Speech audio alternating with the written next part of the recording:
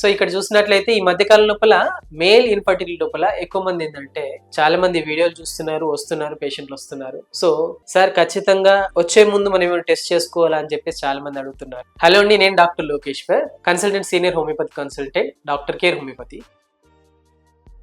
So ఏంటంటే వచ్చే ముందు ఒకసారి సెమినార్స్ చేయించి దాని లోపల కౌంట్ ఎంత ఉందని తెలుసుకొని మన దగ్గర రిపోర్ట్ తీసుకొని రాగలిగితే ఖచ్చితంగా కౌంట్ ఎంత ఉంది, వాటి రిలేటెడ్ గా ఎన్ని రోజులు మెడిసిన్స్ వాడాలి, ఇవన్నీ కూడా ఎక్స్ప్లెయిన్ చేయడం జరుగుతుంది. ప్రాబ్లమ్ ని అధిగమించడానికి మెడిసిన్స్ అని అందించడం జరుగుతుంది అనమాట. చాలా మంది ఇంకో క్వశ్చన్ ఏంటంటే అజోస్పర్మియా కండిషన్ ని ఖచ్చితంగా హోమియోపతి మెడిసిన్స్ తోటి అధిగమించడానికి అవకాశం ఉంటుందా అని చెప్పి చాలా మంది మన దగ్గరికి వచ్చినటువంటి పేషెంట్స్ అడుగుతున్నారు అనమాట. సో అజోస్పర్మియా అనేది చాలా రకాల కారణాల వల్ల రావడానికి అవకాశం ఉంటుందండి.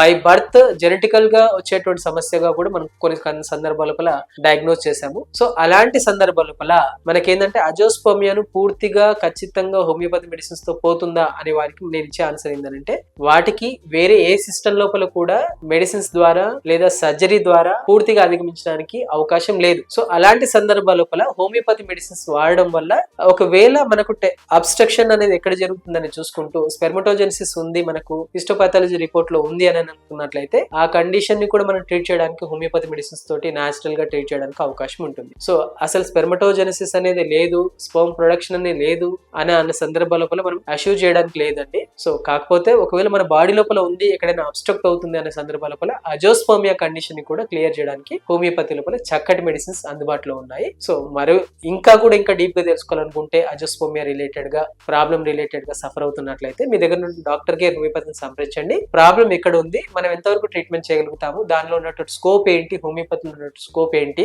మనం ఎంతవరకు ఈ ప్రాబ్లం అధిగమించవచ్చు అనేది పూర్తిగా ఎక్స్ప్లెయిన్ చేసి మీకు ట్రీట్మెంట్ అని అందిస్తారు. ఈ ప్రాబ్లం సాల్వ్ అవడానికి అవకాశం ఉంటుంది.